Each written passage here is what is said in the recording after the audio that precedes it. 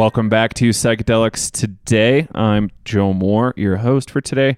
Today on the show, I interview Lex Pelger, who's the science director over at Blue Bird Botanicals, a really cool CBD company you've probably heard about on the show.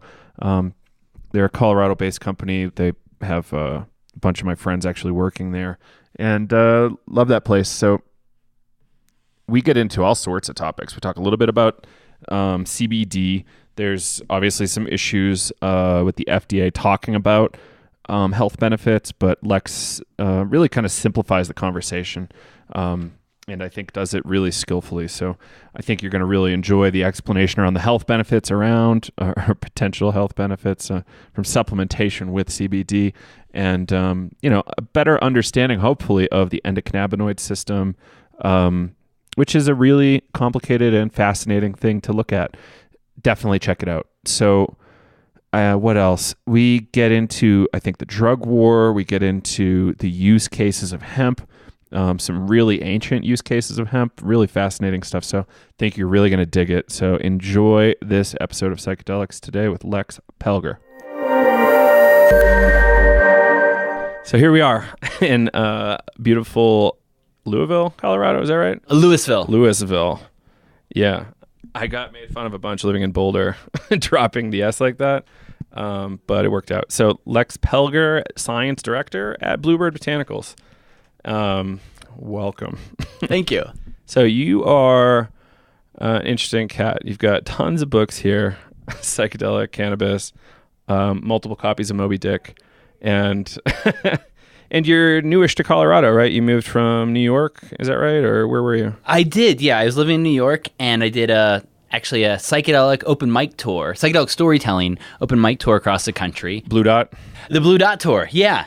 And it kind of culminated at the MAPS Psychedelic Science Conference, and there was also a culmination there, which is where my now wife and I became pregnant. And so we had our little baby girl, Sophia, 8 months ago. And so that's the reason I moved out to Colorado. Congratulations. Cheers, thank you. That's great. Yeah, it's a beautiful spot. Are you living in Boulder? Yes. Great. Yeah, it's kind of outrageously close. I was shocked when I looked at a map earlier. So you're digging it, Colorado, overall? I hope. Yes, I do miss New York. Everyone here is so nice that it makes me a little bit nervous. Mm-hmm. But it is a great place to have a baby. Yeah. And we feel really lucky to be here and be such a supportive spot. Cool. Yeah, it's hard to get away from the hustle and figure out how to slow down, if that's even a thing. I don't know if it is. I'm not into it personally, but I understand the impetus. So Bluebird Botanicals, I am good friends with a few people here, but Mike, who's in marketing, I think he runs marketing maybe, he and I were pretty close when I was living in Boulder, and all of a sudden I'm showing up to his house, I don't know, I brought a six-pack over, I think it was for a bacon party or something dumb like that, roll up, and all of a sudden this fancy car, I'm like, what is happening? What?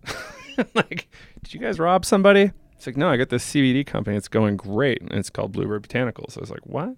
All right. And then year or two later, Mike's working there, a bunch of folks I know are working there. And it seems to be going super well. And it, as soon as I got my hands on the CBD, I was psyched. I didn't know how cool it was. It's a really interesting, hard to describe, subtle experience, I guess. So you've been studying psychedelics and cannabis for a long time. And I don't know, what is there anything in particular that gets you excited about CBD as a compound for humans? Yeah, I think what's really exciting is the more I learn about how intricate the endocannabinoid system is to humans and to all mammals, in fact. And one thing I can't do is, because of the FDA, we don't make any medical claims for CBD. We won't say it works for anything. We just say that it supports health and homeostasis. And we don't really need to say more than that, because the thing about CBD is it's going to work differently for everybody. All the cannabinoids are, because everybody has this endogenous cannabinoid system in their body that we only discovered about 25 years ago. But in some ways, it's similar to the endorphin system in the sense that opium and cannabis were two of our oldest plants that were used by humans. And then the active ingredients of those plants became tools that helped us discover why they worked in the body. First, morphine in 1900 was discovered. That's how we figured out the endorphin system. And the story with THC and the cannabinoids, it happened later because the cannabinoids are fats. They're lipids. They're harder to work with in a test tube. They're harder to test for in the brains of animals. And so, but as we found out, it's an incredibly widespread system that seems to have interactions in the neuronal system, in the hormonal system, and the immune system of the body. And that speaks to how CBD can help to balance people in all kinds of ways. And like you said, it's very subtle. That's kind of the nice part about it, is that for some people, it can be a nice effect for activating them. For other people, it's a nice thing before going to bed. And it can be different for different people. Just like cannabis affects people differently every time, we can't make any claims for what CBD is going to do for one person. We can only talk about what our oils are and then how you might use them, times a day and serving size and things like that. But there's never any one reaction to cannabis because there are so many receptors all across the human brain and body that there's nothing exact about it. Yeah, absolutely. I think most folks can agree that people they've smoked weed with have very different reactions. And it's a weird thing. Like, you would think drug equals result. It's not so. I remember reading something about some particular diseases that will go unnamed, more so because I can't remember them, but being highly related to dysregulation in the endocannabinoid system, and supplementing to address those things would be a really interesting way to look at it. And I'm hoping people are doing research on it. There's a ton of research going on the cannabinoids. And the research ban on the phytocannabinoids from the plant is unfortunate, but that's only somewhat hindering the research. There's a ton of synthetic cannabinoids that have been made that are used as tools to figure out the endocannabinoid system. And so there is tons of work going on, more papers than one person can read on simply this endocannabinoid system. I would, since 91, when the first CB1 receptor was discovered, there's been just thousands of papers. And so I think it would take a graduate student a year or two to really read through the literature of the endocannabinoid system and start to get everywhere that it's involved in the human body. So when politicians especially say, oh, there needs to be more research on this before, well, yes, of course there needs to be more research. There needs to be more research on everything.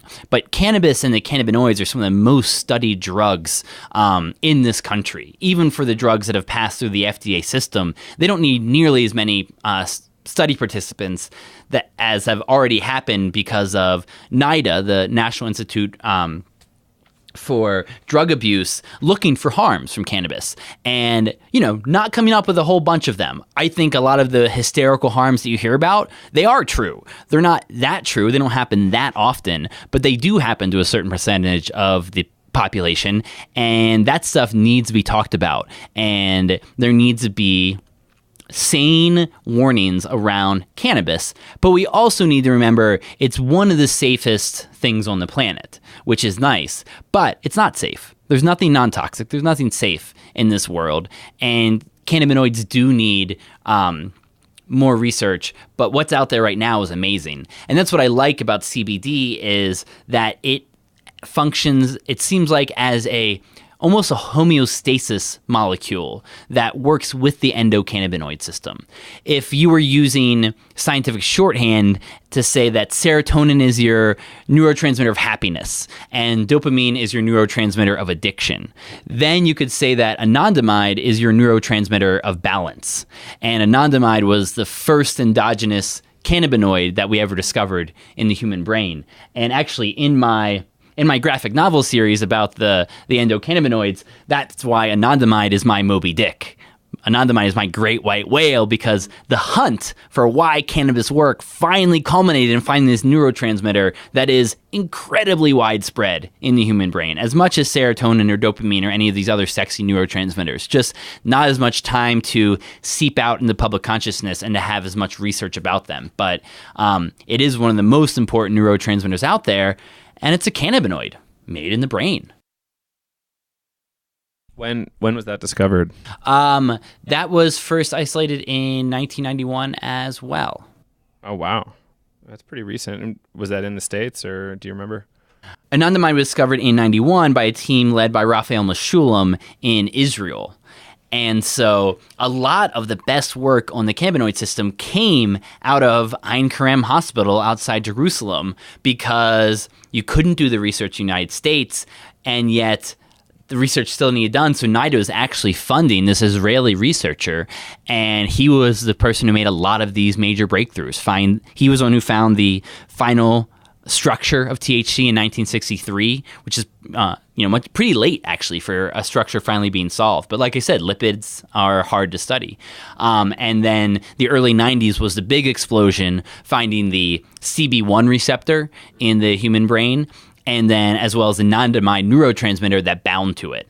And that's always the idea. There's not going to be a neurotransmitter in the brain that is binding to some exogenous chemical, probably. Usually a receptor is there because there's a neurotransmitter that the body uses. So once we found the receptor, there was the clue that there was a cannabinoid already there working with that receptor.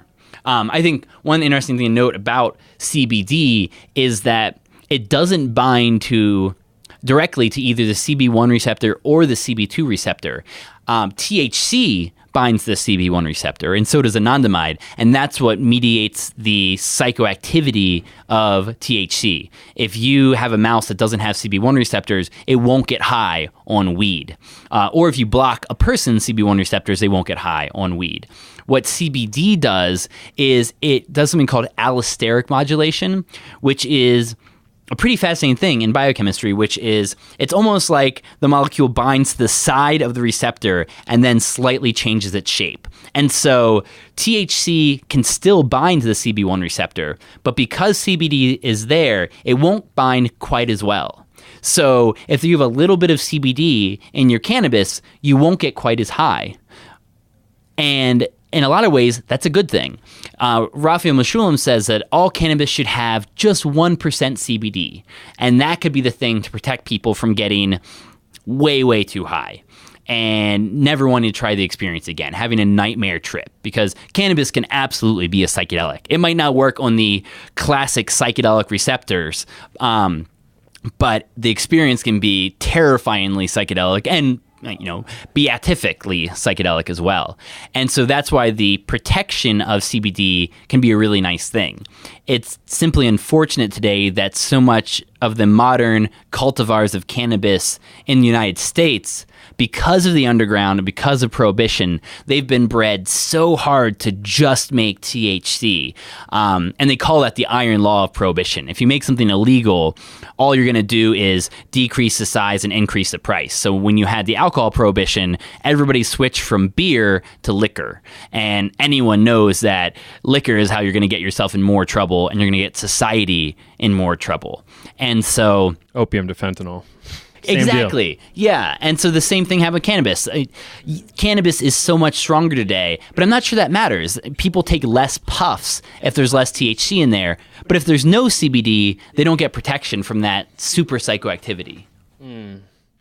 Yeah, I think I've started, if I'm smoking, like really lowering lowering my high by CBD supplementation. It's pretty awesome.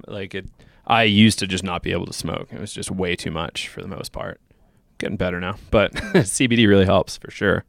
Yeah, it's a fascinating stuff. It's really an amazing compound and set of compounds. Yeah, I don't know.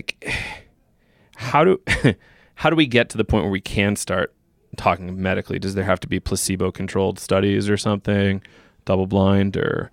No, it's not even that. That research is all out there. Specifically from my company, is we are selling CBD as a nutritional supplement under the 2014 Farm Bill. And so this would be one more supplement like fish oil or something like that. And so for that whole supplement category, the only way you're allowed to make any medical claims is if you can substantiate them. And so if there's been enough of this molecule used in humans that showed this kind of effect, then a company can put on their bottles that this is an effect of that. So if you add some arnica to your cream, you can say this will help for inflammation after exercise because there's enough work to prove that. And there actually is probably enough work to prove those kind of things for some of the CBD applications, but also you don't really need to. You're not helping people by telling them what this might do when you're not really sure itself. And being under the FDA, you're not looking for extra scrutiny today when you're in a field that is, has this history of backwards thinking about it. And so we like to play it very safe and simply tell as much as we can about how this could work for you and our advice for the best ways to use it. But we don't want to make any claims because the thing is, we don't know. Your doctor doesn't know. The scientists certainly don't know how this is going to work for you. The only person who's going to be a great judge is you. And so you're the person that needs to take the health into your own hands. Start small and work your way up. But pay attention and find the amounts and the times of the day that work for you. And right. There's like no tests, I guess, to like profile your endocannabinoid system, like what's deficient, what isn't. To the best of my knowledge, there's no tests like that generally available to the public to even like profile yourself. So that's probably a big problem that medicine will need to solve if doctors want to get more involved and, to let people be less involved in their healthcare. And that stuff is coming. There's companies trying to work on it now, but it is a tricky technical problem because they're fatty lipids. The other thing that people can do, which is fascinating, if you've already gotten your genetic results from a company like 23andMe, there are certain websites that you can download and plug your data into. They'll tell you about your cannabinoid alleles, because we do know a couple of genetic alleles, differences in the body that explain how people get affected by different cannabinoids differently. And so, for instance, there's a mutual friend of ours who works here, and from his genes, it confirmed what he knows. THC is terrible for him. Everything about it. And there's no way that it works for him. And you look at the different alleles of his cannabinoid receptors, and it makes it clear that all of those things of THC being uncomfortable in the body, leading to schizophrenia, leading to not comfortable feelings, he has all of those. And so if he would have known that at 12 or 14, maybe he would have spent a little bit less time keep trying to get high, because people are like, oh, it's just weed. It's no big deal. Well, for some people, it is a huge deal. And for some people, a really bad early trip, especially to a young brain, can damage it forever. That is not a common thing, but I have seen the stories personally. Any working scientist or doctor knows this can really happen. And activists know it's true as well. The only activists who annoy me are the ones who refuse to admit to the obvious negatives of whatever they're working towards, especially with drugs. I mean, yes, psychedelics and cannabis are very safe, but that doesn't mean that they should be thrown pell-mell to children. That doesn't mean they should be given that. Maybe the best licensing system is something that Timothy Leary proposed a long time ago, which is you're born with a license to fly. You're allowed to take the quote unquote safer psychoactives, the ones that are legally available and the ones that hopefully should be more legally available, like cannabis and psychedelics. But that right can be taken away from you if for medical reasons or for harm to society reasons. And right now, judges can take away your right to drink alcohol, which in one sense makes any libertarian's guts just curl. But on the other sense, it's easy to imagine sometimes when that is actually the correct solution. And you could see the same thing for cannabis. Maybe not an order as much as a strict medical advisory against doing this. Or if you've taken acid a time or two and it made you do some really, really antisocial behaviors, your license to fly is taken away. I don't know exactly how these systems actually should work out, but I thought that was an interesting model by a guy who certainly put a lot of thought into it. Right. The right to fly bill. I like it. Yeah, we've been kind of experimenting with like these kind of ideas too, and it's really complicated. I think we're probably a while out, but it's something we do have to think about and take kind of seriously. But, and figure out what does the training look like for people. You're 16 years old and you can start like getting educated about what you could do at 18 or something like that. I don't know how that would really fly, but I fall more on the libertarian side, but I know we don't live in that kind of a country anymore, really. but we'll figure it out. I think one of the great thinkers on this is Jonathan Thompson. If anyone's curious, his psychedelic parenting blog and podcast, he really wrestles with these questions, trying to be a parent who's also wants to create spaces to hold the psychedelic community. And that happens in indigenous cultures around the world. And it's hard in this country because we're just not into rituals and holding space as much, but we could be. And so he tries to put thought into the social side of that.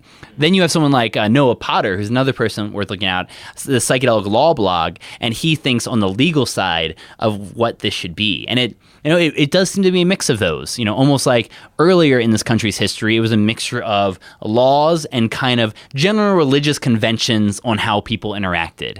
And the religion of the land wasn't exactly a law, but it did change people's behavior. And the idea that we do have an agreed upon values that do shape things, even if it's not exactly codified. You see in the cannabis world the dangers of over-lawing something, to make up a verb. But it's this poor plant is just tied down by so many lousy regulations. In the state of Colorado, you can't really introduce new genetics very easily. And so I have friends come from out of state who are master growers, and they're like, what's going on with these plants? It feels like 6 plants made up the entire genetic profile of everything you can buy in a Colorado cannabis store. And in some ways that's true because lousy laws made it hard to get new genetics. And the genetic world of cannabis is constantly shifting. She's one of the most amazing plants on the planet for that. And because of poorly written laws, it locks out that diversity. And it's why I'm glad I'm not a lawmaker, because it is so tricky and so complicated, but we do need these people thinking about what this might look like. That being said, I suspect that the book by Aldous Huxley, The Island, is still the best blueprint out there for what a sane integration of psychedelics and psychoactives might be. I know as someone who grew up in the church and liked aspects of it and then fell away from it, and now I would say coming back to being a seeker, just partially because of having a child, the idea of there being certain rituals around psychedelics at certain ages, that it doesn't have to happen, but if you are a stable vessel, at 16, you take a psychedelic trip with your priest, or your spiritual figure, or your parent, or your aunt, or your grandmother who's great at that. And then at your 25 to 30, quarter life crisis, there's another space where perhaps you do it with a group of people, or another kind of thing. And then you have another one as you start having your first child, and you have one around retirement age. And more crafting of rituals around this stuff. So often, it's not the drug that does the work, though I like the drug. People taking mushrooms in the woods together, so many times that's powerful because you and your friends say, we're going to go hang out in the woods together. That's what matters. It's nice that you're tripping and a little bit more open, but it's really an excuse for all of you to spend 6 to 8 hours together just enjoying things and enjoying each other. And it's sad that we don't give ourselves enough space for that, and that sometimes drugs are an excuse for it. So, if it was going to be something sane, Aldous Huxley said that, all you really need in this life is half a dozen good trips. More than that's fine, for most people it's really safe, but to get the character of the experience and kind of get those lessons, if they were 6 really well-designed trips that you did with your Sufi community or your church or your mosque, or your atheistic, libertarian, fun zone adventure crew, I think that could, be a great way to do these things. But most of all, what I hope to see is creativity to all this and openness to how different people want to solve this problem, as long as it's safe and safe to the greater society. I think we'll get it. It's going to take some time, but you're right. Island is amazing, and those models are really helpful. Probably read it within the last year, so it's kind of fresh for me still. So, great stuff there. So let's jump back to Bluebird. So Bluebird is a CBD company. There's a lot of different products here. So oils largely, now some isolate, so crystal, vape juice, which is newish. Is that within the last couple months, or? It's not quite that new, but Yeah, it's a really cool system for getting CBD in your system quickly. And we're going to have topicals back very soon, which is cool because CBD actually does absorb through the skin quite readily.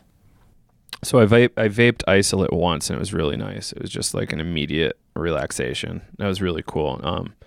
I look forward to trying it again. Some of my friends just ate it, and they had a great time too. It just like chilled them way out, and they were just like, "Yep, this is exactly what I wanted."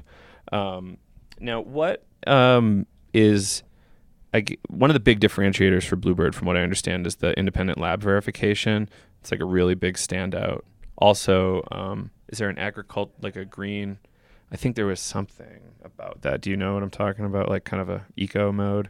There is. We're always trying to be a green company, and so we partner with our farmers who are growing the plants, but also all of the packaging, the bottles, everything about the company. We're always trying to move towards more green stuff that's more recyclable. The energy that we use here being more green, and for the third-party lab results, those are really important. We kind of led the industry with that, and the nice part is any product that goes out the door has a number on the side, and you can look up the third-party test results on our website and even call up the lab that did the original testing to know that that's true.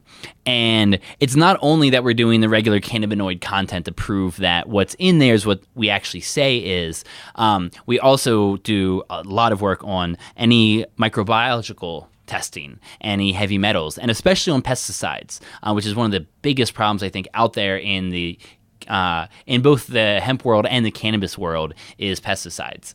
And so the thing about them is they're very hard to test for, and they're very expensive, which is why most, especially recreational shops around the country, aren't doing their pesticide testing because it's cost prohibitive. And also, many things can't pass, as California is now seeing, unfortunately. Pesticides are just widely used. And it doesn't take much to trigger a positive either. I mean, drift from another field can do things like that. And so we actually recently partnered with a company called Eurofins, which is one of the world's biggest testing labs, who's also brave enough to be jumping into this cannabinoid thing now, before the 2018 Farm Bill further widens the field and solidifies the rights and regulations here. And so it's great to work with one of the most tried and true testing companies on the planet who wants to take us to the next level in all of this testing. And so it's no longer using, cannabis shops around the country, but using places that test for all kinds of agriculture, have all kinds of experts there, and we can take all of our testing to the next level and set really low limits for what can possibly be found there. And that's not only because California has incredibly strict regulations that drive the entire country. Of course, we have to standard California stuff, but we're always trying to push that quality even farther. When our CEO, Brandon, hears about a new point of quality that he can add, he goes for it right away. We passed current good manufacturing compliance inspection last year with a 99%. And so now we're CGMP, which is a big deal. And we're always looking for those kind of things to be on the cutting edge of quality. And so it's really lovely to have been working at a company that focuses so much on giving back to its customers, on quality, on focusing on the planet, and then also just a strong giving program, giving away a lot of money every month to... It's a lot of charity. Yeah, a focus on veterans, on homeless people, people that are experiencing homelessness, and animals as well, and sponsoring organizations as well that are doing the good work out there on the ground. And that was always the focus from the beginning. It's just that kind of heart-centered company that really focuses on employees. And it's kind of amazing to see, honestly. I mean, it feels to me like a Doc Bronner's of the CBD world.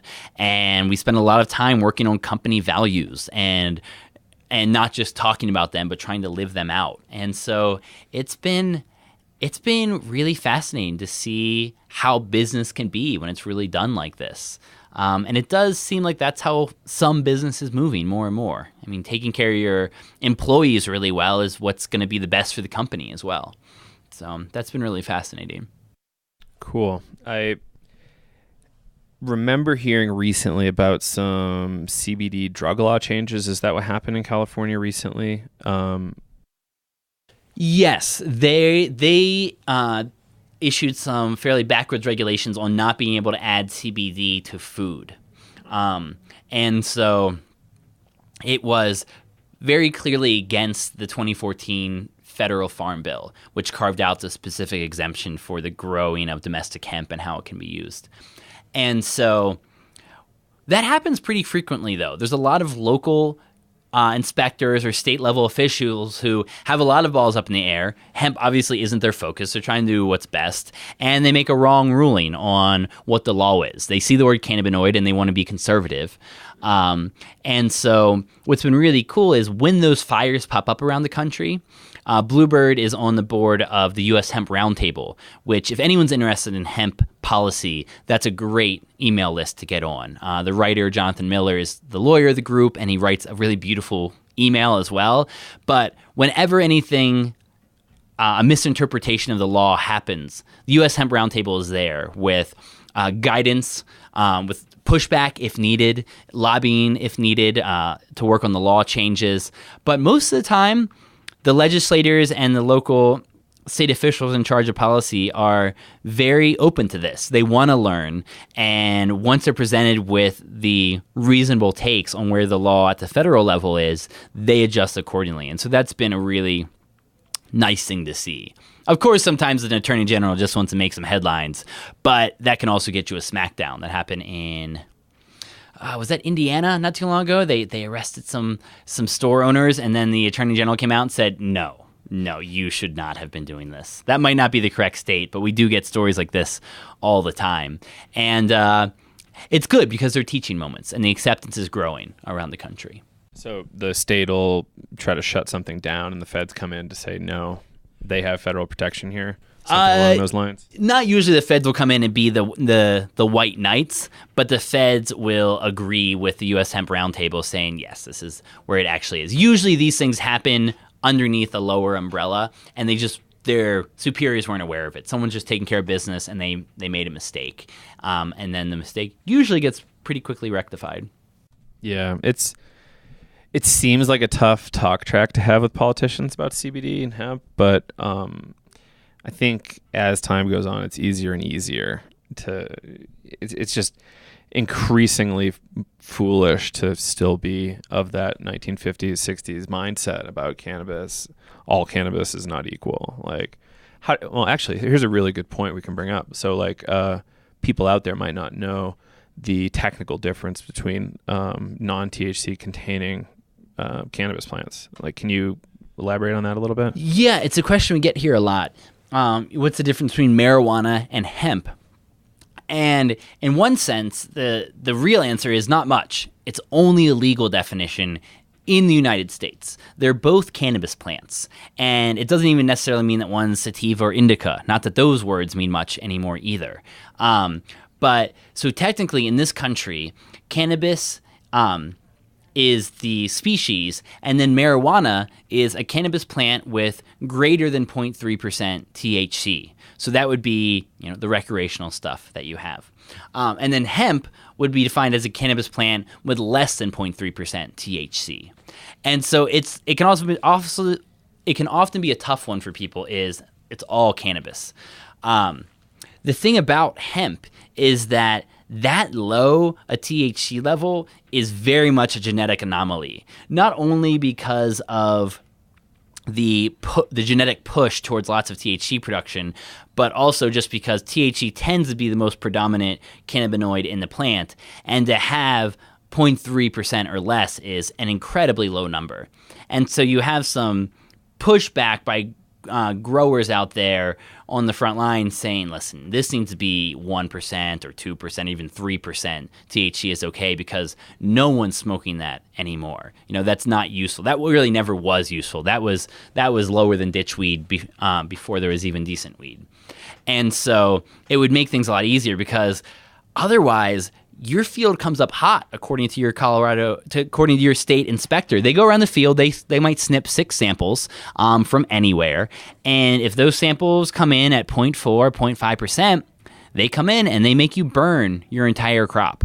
And they don't even burn it for you. You have to burn your own crop in front of them, and so they can attest to it. And these are farmers. These are children. They spent the last couple months with these plants, and then they just have to throw them into the incinerator because of a pretty arbitrary spot in the law. And so it's odd, but the only real difference between hemp and marijuana is this almost BS legal definition. Right. So I imagine there's like environmental factors, so you could have the right seed or clones or whatever. Typically seed grown hemp? It can be a mix. Okay. Yeah, it definitely depends on the location and the farmer. Yeah, it's interesting. Like there are environmental factors that could just totally spike someone's THC accidentally, and it's a real bummer. Like I hope they have some sort of reasonable crop insurance or something. I don't know.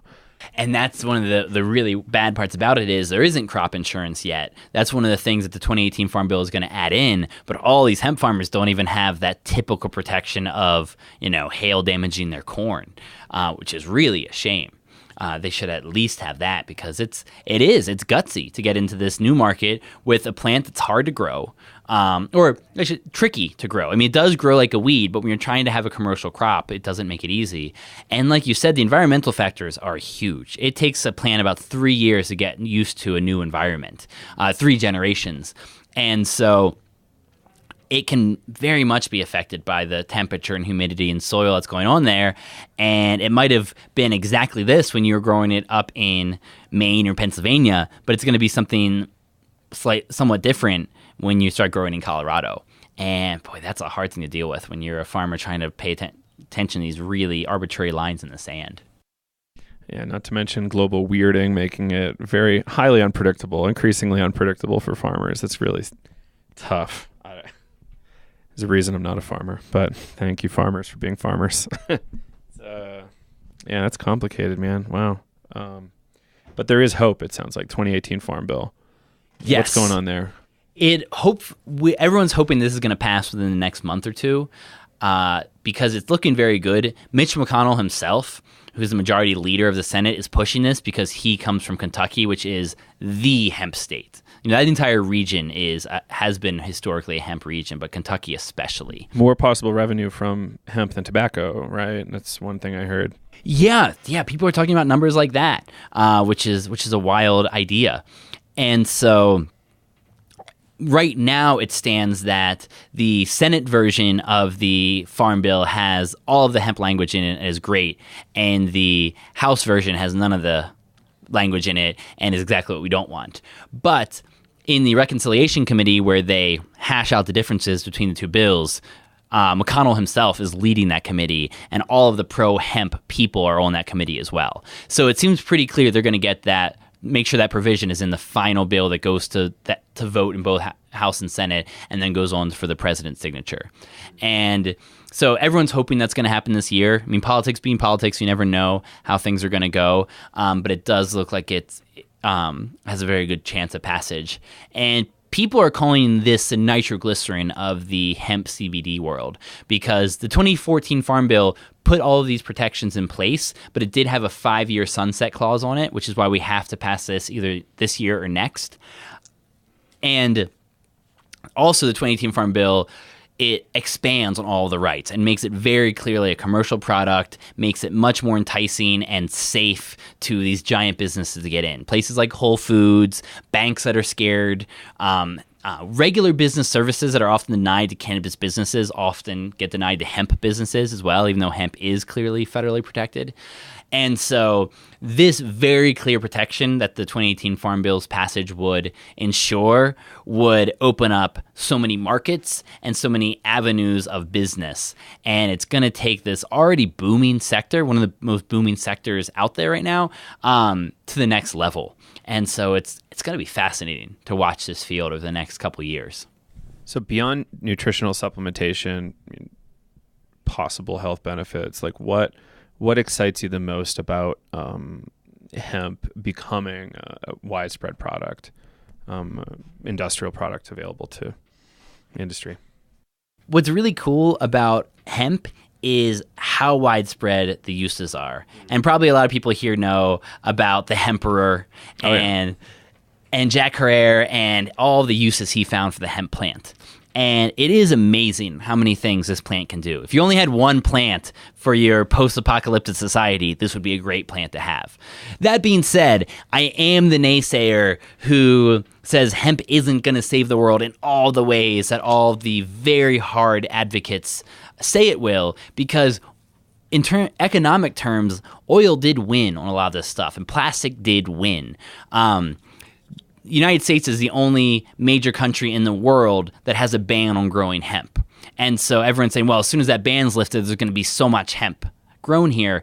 But if you look at Europe and you look at Asia, they're not growing much hemp. One thinker to look at on this is Bo Kilmer of the Rand Corporation, and he does a lot of work around cannabis and drugs. And he said, look at the rest of these countries. Hemp isn't in the top 10 commodities for any of these countries for a reason. It's a hard plant to work with in the processing stage. You have to, if you want to turn to fiber, you have to ret the plant. And retting the plant is breaking up the hard shell almost inside of it. And that's such a harsh process. This is a terrible story. Thomas Jefferson, everyone talks about how he grew hemp and George Washington grew hemp. Well, Thomas Jefferson eventually stopped growing hemp because it was so difficult on his slaves.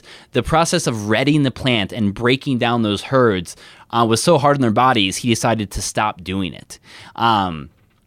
And so it speaks to the difficulty of working with some aspects of hemp plant. Of course, technology has solved some of those problems, but it's still not going to change all of the markets that people say it's going to completely transform. It might be an intriguing addition, but I think some of the most important parts are going to be for building materials. Hempcrete is something that's really fascinating, as well as people using it for lubricants, oils, varnishes, happens a lot, soap products, bath bombs.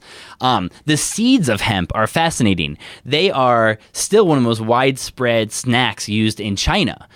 China has an incredible history with hemp. It used to be called the land of mulberry and hemp. And it's really important because, most technological innovations of the last few thousand years started in China.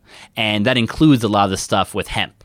And hemp as a food, hemp as a sacrament, and also hemp as weaponry. The first multi-stage rockets were in the 14th century in China using hemp. The first crossbows, the first catapults, the first weapons of war. Multi-stage rockets? Yeah, it was great. It was something that they'd light on fire, let it go out over a ship, then pull another thing, and then it would drop its load of burning materials onto the ships out over the water.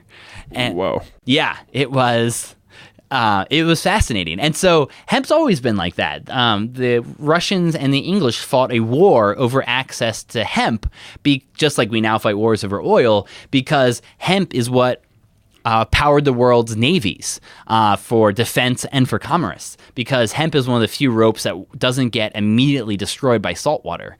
And so, and people talk a lot about the importance of the wheel in human history, and fire and things like that. But even more so is the history of fiber. And we don't have a great archaeological history of fiber because, of course, it's going to degrade so quickly. But of all the important human revolutions, fiber is one of the most important. And if hemp wasn't the first human fiber, it was certainly one of the first human fibers. And it was incredibly widespread in the earliest civilizations, especially China. And so the other use of China that got me started thinking of this was seeds. They still eat hemp seeds widely there, and that's because hemp seeds are an incredibly perfect mix of essential fatty acids. The omega-3s and the omega-6s that you hear about so much in the last decade or two, hemp seeds are great for that.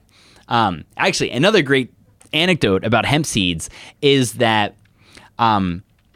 people might know about the Marijuana Tax Act. In the 30s, that's what Harry Anslinger pushed through to ban marijuana by a back door. He said you can sell cannabis, but you have to have a tax stamp for it. And then they simply never issued a tax stamp. And that's how they did this backdoor ban. And he also didn't let anyone know about these hearings. So only a couple of interested parties showed up. But one of them was birdseed manufacturers, because it was a well-known fact that hemp seed made birds, especially pigeons, make love more. And so if you wanted your pigeons to do better in the world, hemp seed was an essential ingredient to them breeding. And so that was one of the industries that came out and said, you need to let us keep having our hemp seeds. We don't care about this cannabis thing, whatever. And so they put in a loophole where if you eradicated the seeds so they couldn't grow into hemp marijuana, then you could have hemp seeds. And so that is what's helping all of our pigeons have better lovemaking today. People were eating pigeons, right? Rock doves, I think. Old Man in the Sea. Who's this? That dude, whatever his name was, famous guy. Sorry, guys. He was super into eating pigeons and rock doves. So, like, I think there was a whole like tradition of that, which would make sense. Yeah, and people used to actually keep huge like pigeon coops essentially at their homes too. Just look like weird domes. Yeah, and you still see it a lot in New York City. People keep them on the roof. Even in the boxing movie with I Could Have Been a Contender. Oh man, I think the people from the guy from Massachusetts. I don't know that one. Okay, this probably should probably cut.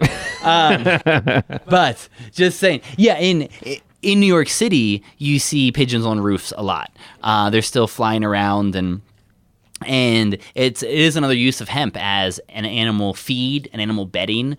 Because hemp is a great rotation crop for farmers who need to let their fields rest. Hemp is excellent because it can pull things out of the soil, and also it has good fast life cycles, and so you can just get a ton of biomass out and just feed that to your cattle instead of having to buy a bunch of feed.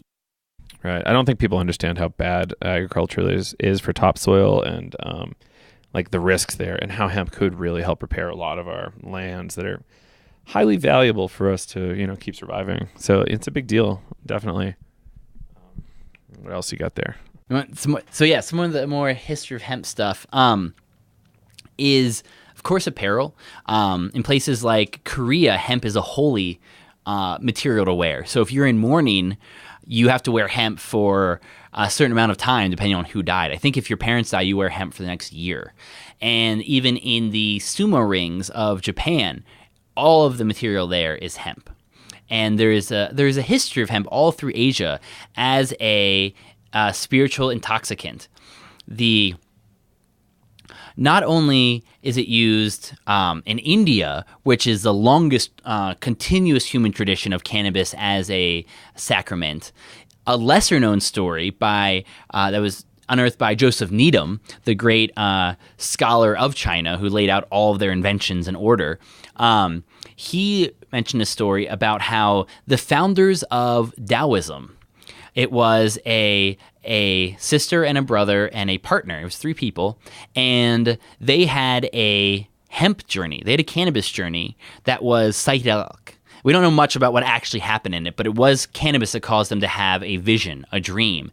And out of that dream, they founded the first official Taoist school in the East.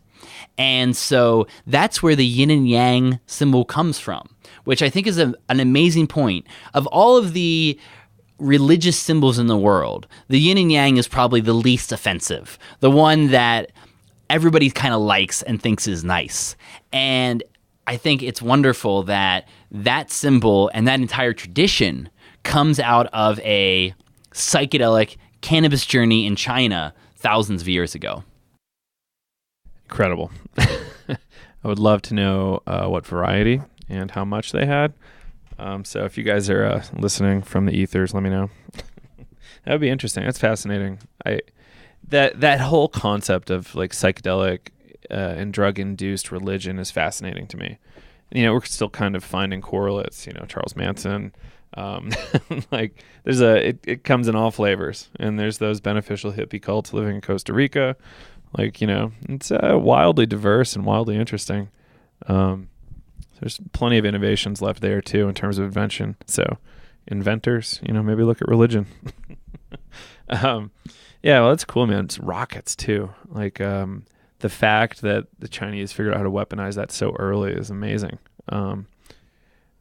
that's I guess the fruits of empire, right?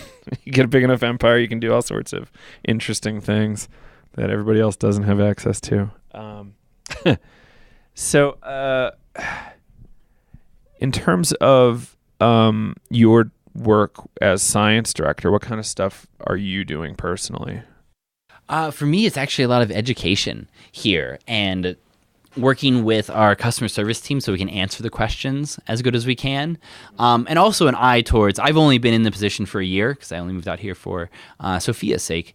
And so I'm just starting to ramp up finding the academics that we want to work with and doing the kind of research that we want to do. But we would like to do that. But right now it's a lot of education and going to the cannabinoid science conferences around the country and lecturing there. My favorite thing is talking to grandmas about this. That's been my mission from the beginning. It was my... I remember that. Yeah, it was my grandmother's medical history that... really made cannabis important to me. I was already writing about it, but she really made it real.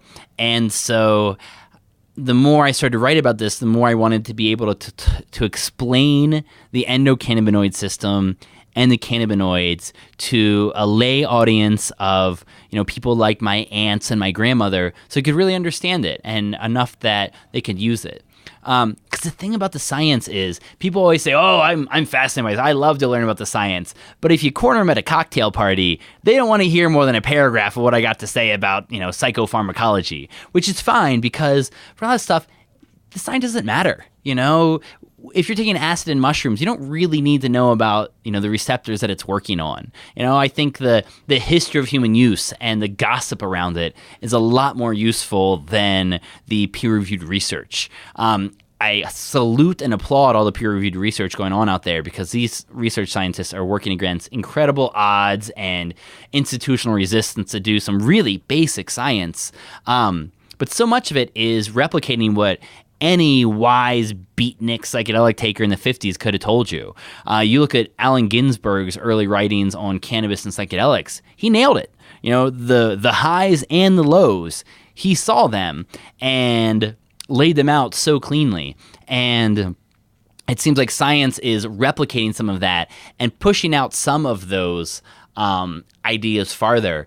But I think a lot of the best wisdom of this stuff is in our elders who have been doing it for a long time. That's why I'm so glad there are groups like Earwood out there who are simply sitting down and interviewing the people who've been doing this and been involved in the community for a long time. And I think that's what I always want to do with my work is to find anyone who's been out there doing this stuff. But I encourage anyone listening too. Someone who's been doing this for a long time. Go ask them. Sit them down for a real interview, even if it's just the two of you. Treat it like something different than just a bull session, and really ask those questions because for me, the best learning I've ever gotten was that psychedelic open mic storytelling tour I ever did. And a lot of elders came out to that.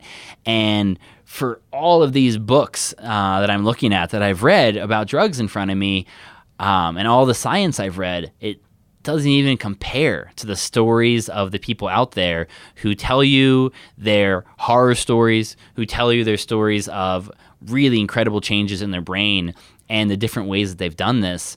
I think the anecdotal data here is more valuable than most of what the peer-reviewed research is coming up with. Not to say they're not both really important, but for people like us who are really looking for the fruits of the spirit and the abiding light and aren't trying to be researchers, I think that's where the action really is learning from each other. So all those psychedelic events and communities around the country that are forming are, I think, some of the most hopeful things going on in the psychedelic world. Yeah, absolutely. I kind of recall Groff having some things to say about like, hey, we did a lot of this. We actually did science. It might not have been double-blind, placebo-controlled, randomized studies, but it was real research with real data, and we did a lot of LSD. Like, why are you just throwing this shit out? And it's, just where we are culturally. But yeah, like through doing psychedelics today, I've met some incredible folks who have outrageous amounts of experience doing all sorts of things, from underground therapy to spiritual practices that seem quite valid and helpful for folks. And it's just really interesting, and you make some good points. Like think I learned the most from running events in Boston regularly, probably starting in 2009 or so. And that was incredible to meet all these old heads that would just come out and share all their info, for free. It was incredible, expensive project for me, but I learned a ton. It's great. It was really fun. So it's a strong point, man. Was there any particular story from Blue Dot Tour that like sticks out right now? It's funny that a different one always jumps to mind when I get asked that. And the one that jumped to mind this time is in Lancaster, my home city back in Pennsylvania. And it was just a very small event. I have a chance to promote it very much, but one older gentleman came out, and he came early, and he was very excited, and he was just a beautiful soul. And he told a story that, probably all of us have heard before, but he told it so well about being in the woods with some friends, didn't quite know what he was getting into, and he took a whole bunch of acid. And then he kind of wandered off by himself, and he felt himself being the trees. And so much so his ego was completely gone. And he actually just stood there and became them. And then he said he must have fallen over, but he didn't mind. And he lay there for hours and simply grokked what it was like to put your roots into the ground, to stay there, to interact with your fellow trees, to reach for the sun. And he said it was beautiful, and it gave him that sense of the connection of all beings, like he never forgot. And it gave a purpose to the rest of his life. And I don't believe he even did that many more psychedelics. He really didn't feel like he needed to. And it's just it was a really beautiful little lesson of something that I think happens a lot. And then on the flip side, just to because I am kind of a professional devil's advocate. Another story that pops into head is one that I put out on the Psychedelic Salon only a couple weeks ago. And this gentleman was very pro psychedelics, but he said he was too young. He was 16, and he got locked into his head in a bad situation at a party. And he said he felt himself put his brain into two different buckets almost, and he used one to analyze the other. And he said it was unfortunate because it froze that way. It's like I was young enough and malleable enough that I couldn't get myself out of it. I knew what happened, and I continued to try to occasionally use drugs to fix it, use other things to fix it, and he was very positive about what drugs can do for people, but he also said, this is still something that is negatively affecting my life. It was 30 or 40 years later. It's still causing him harm. And it happened because it was too many drugs in a bad situation. And usually, almost every bad, quote unquote, bad trip I've ever heard is too much or the wrong space. And usually a combination of both of them. I know that the common idea out there is there's no such thing as a bad trip. There's only a trip you haven't learned everything from yet. And there's a lot to that. Oftentimes you have something that was a horror show, and a couple months go by and you realize what what that was really saying to you. But that's not always the case. There are some people who their first shot of a psychedelic puts them in a mental institution for weeks and months, sometimes forever. That happens. That absolutely happens. And I just think it's abhorrent for anybody to deny that. And it's absolutely clear that you should be a stable vessel before embarking on this stuff on your own. I think people who are unstable, perhaps psychedelics might be helpful. Low levels of psychedelics for schizophrenics is something that work has been done on that is intriguing. But high levels of psychedelics for schizophrenics is clearly, usually, not a good thing.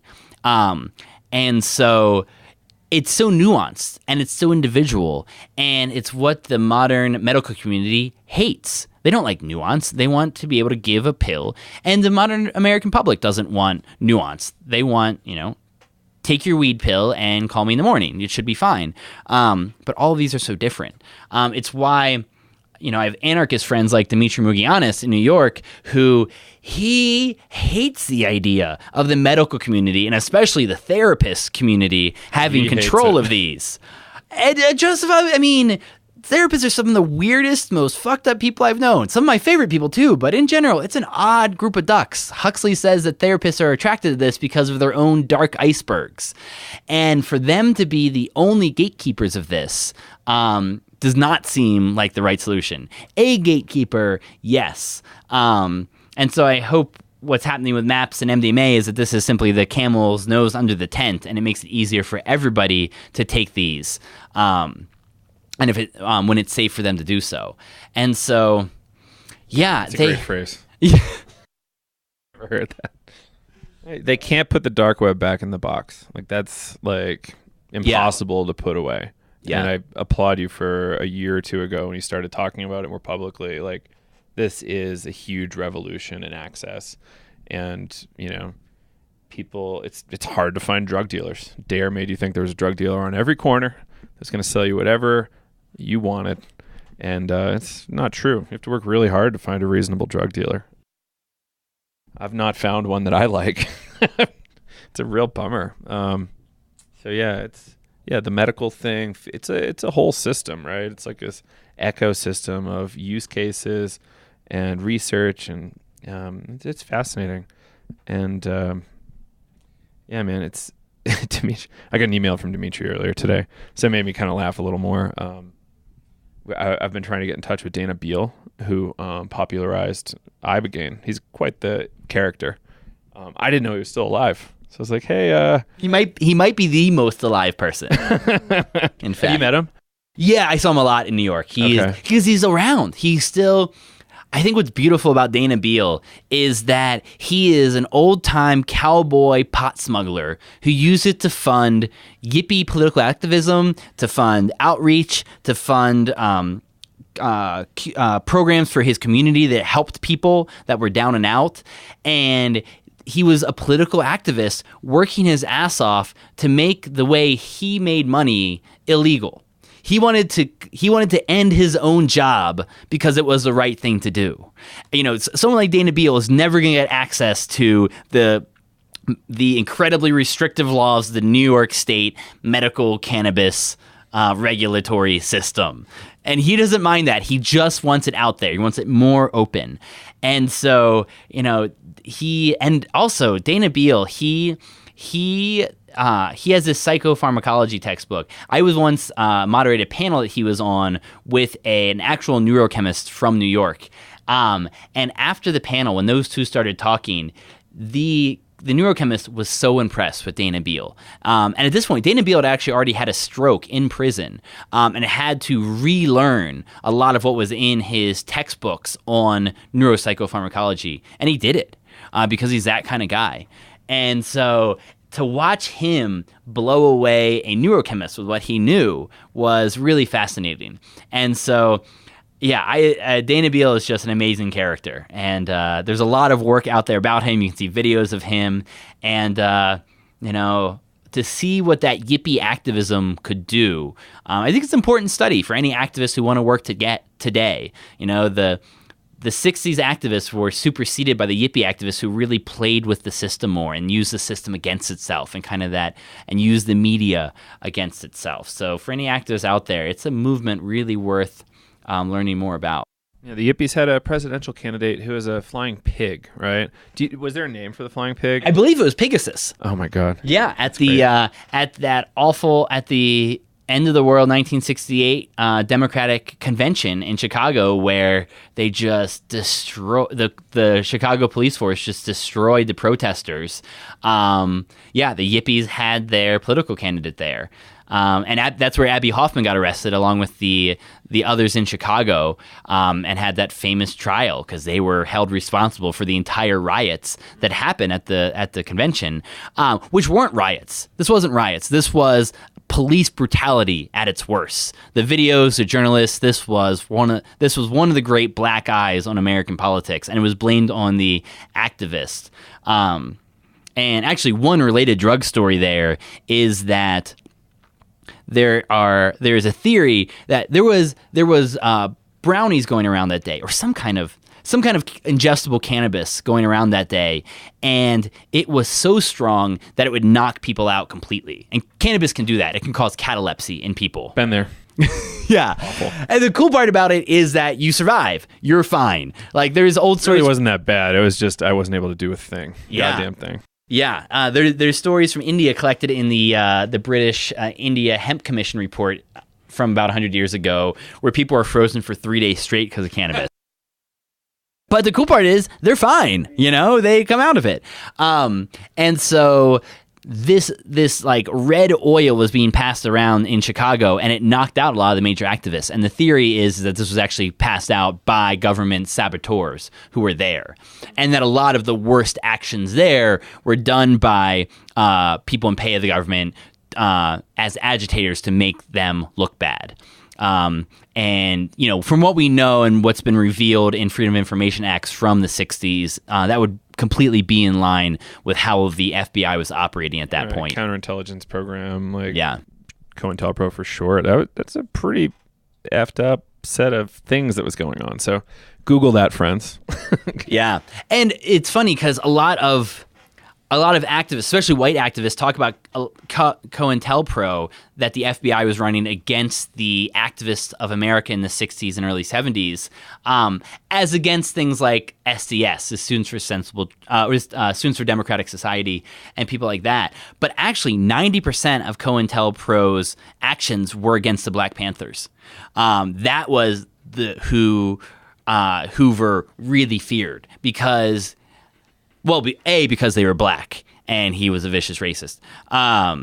But B, because they were very effective. They were not only a militant organization that wanted to follow the Second Amendment and had the right to guns, all over the country, the women, especially of the Black Panthers, were organizing all kinds of community programs that were changing societies. It was a forefront of the small NGO activism groups you hear today that are rising again under this administration in protest. And the Black Panthers were an amazing early example of that, of what local politics and local activism can do.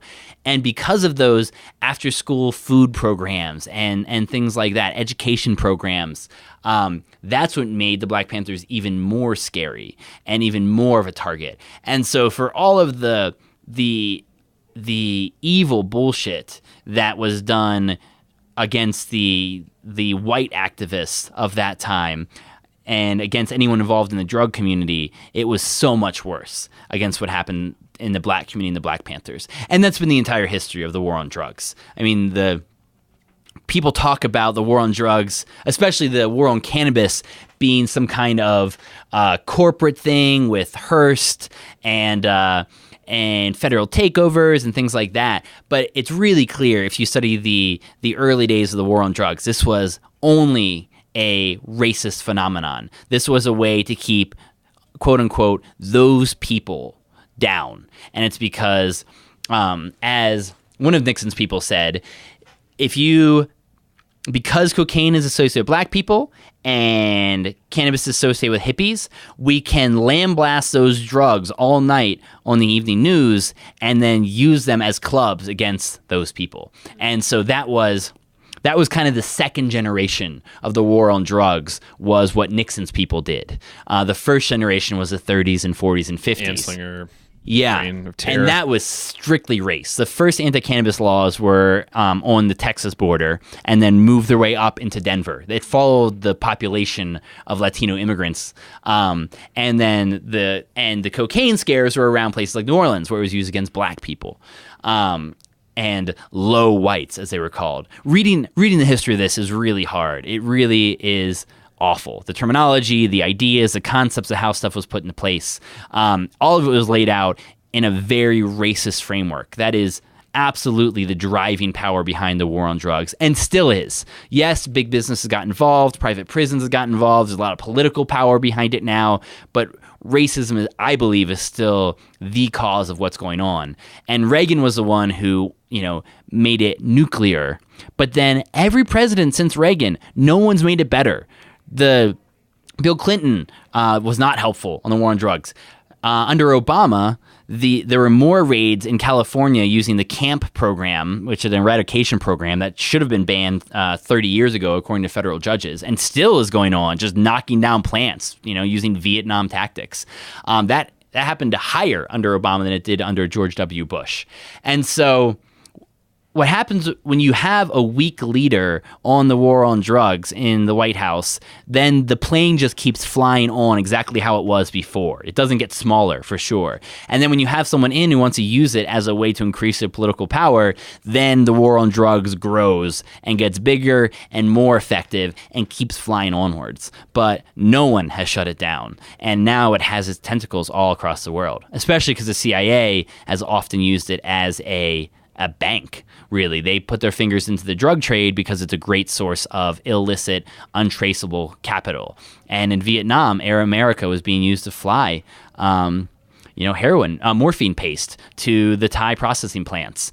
It's not like the CIA was officially running all of the heroin out of Southeast Asia, but they were protecting the warlords who were using it for their main finances. And the book on that is The Politics of Heroin in Southeast Asia by McCoy.